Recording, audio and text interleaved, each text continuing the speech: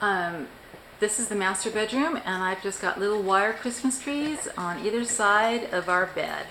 And that's it. And then I'm going to turn around. This is what I call the drawing room. I have to label every room so that I can just use one word description so my husband knows what I'm referring to, because otherwise it's saying, the chairs by the fireplace in the master bedroom, that takes too long. So let me pull out a little. Oh, I think everything is fine. Okay. So, what I was saying, that you could have these Christmas decorations all year round.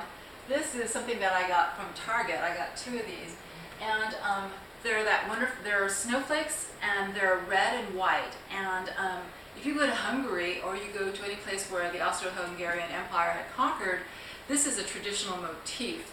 You'll find this in Romania and Bulgaria. And this actually has snowflakes, but it could kind of pass, and it has ancient meaning, and I think mostly for women. I'm not quite sure if it's to increase fertility, or a good marriage, or a son that does well in the army, a daughter who finds happiness in her new home. But you'll see these red and white, white and red motifs. So I actually have a blanket right here that I use during the summertime that is like this. And so, like I said, all year round. And then over here, I have just a little reindeer. I got this from Crate and Barrel. And I think if you chose, if you do like the look of, animals, maybe a reindeer is a little bit too Christmassy, but I think if you, had other motifs with other animals, and it's, part of the menagerie that you like, you can keep that all year round too. And then I also put here, chose a book, and I got this when I went and visited my family. It's Russian cuisine, and the front picture is Easter eggs, but they're red, and I thought, oh, that would be good. And this is a book that I love to look at for the photographs. Here we go. Here's some blinis. Can you see that? So I put this book here purposely because I thought it went with the decor, and you can't see it because it's out of shot. What I also wanted to tell you, and I'm not going to go out there because you can't tell, and I've already taken it down, was the Christmas decorations that I had for the front yard were very, very simple.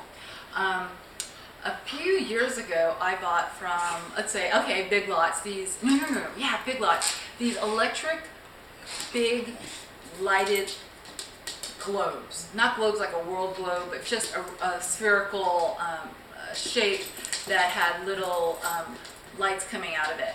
And I had 3 of them kind of dropping from the mesquite tree. And underneath the mesquite tree, I have 2 chairs, 2 wicker chairs that I painted pink, 2 ottomans, and a little table between the 2. So it already has, a seating. It is seating. My husband and I enjoy the sunset there because it faces the west.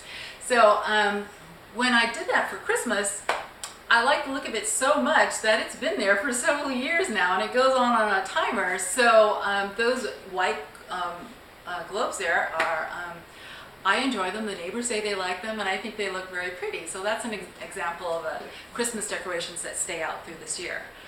This year, my husband hurt his back, so he couldn't, climb all over the roofs and put the Christmas lights. He's got little, I don't know how to describe it, little hooks, and so he can just tie the Christmas lights, and he's like a hero of the neighborhood because we're pretty old in this neighborhood, and a lot of people don't like to, risk going up and down ladders. So my husband does that. We have a lot of Christmas spirit in this neighborhood. The neighborhood was decorated beautifully, just gorgeous. It was so much fun to drive down slowly and enjoy what my very artistic neighbors had done. Now, what I did this year, because I couldn't get my husband to help me, there is an extension cord from that tree to put those white balls.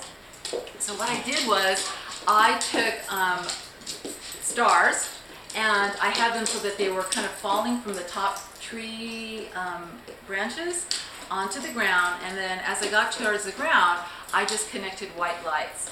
And we have a gravel front yard like most people in the Tucson area, because we're very water wise when it comes to watering lawns. So it's gravel, but there are berms there to direct the monsoon flood waters away from the house and into the gullies and down into the arroyo where they'll do no harm. So there is kind of like an undulation in the yard. Plus I have my plants there as well. So what I did is I was inspired by the River Jordan. So from the lights, I connected the white lights and I had them meandering through, and I had 2 tributaries coming into one. So that was my Christmas decoration. No wreaths, no, jolly elves, no, gosh, nothing but just the stars falling from the tree to simulate, Starry, Starry Night, although that's Van Gogh, the great star that led the wise men to Jesus' place of birth.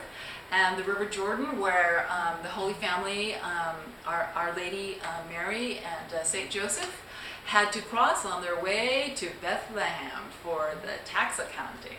So I don't think anybody else in the neighborhood got it, but I think it looked really beautiful at night, really beautiful. At night, during the day it had no presence, but at night, I love the symbolism of it. So this is Yvonne from Take Flight Design Workshop. This is over part 1. And if you can't read this backwards, can you read it at all? It says, does it say, I'll be nice next year? I'll be good next year? I'll be good. Yeah, I'll be good next year. It's not that of a naughty girl. I think this is so adorable. So, okay, so please stay tuned for part 2, and I'll show you how I organize everything to get ready for next year.